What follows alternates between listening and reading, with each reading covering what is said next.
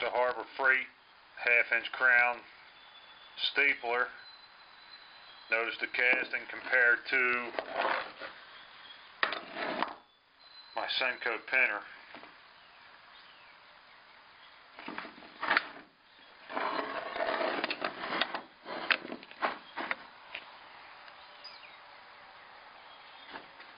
Pretty much everything identical as far as the casting for the body goes.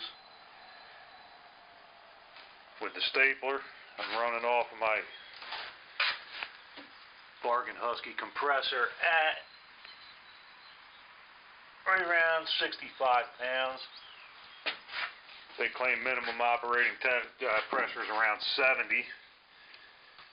I'm using 3/8 arrow staples.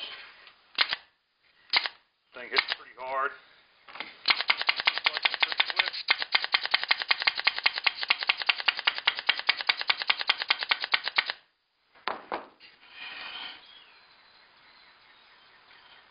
Pretty good bargain for $20, I'd say.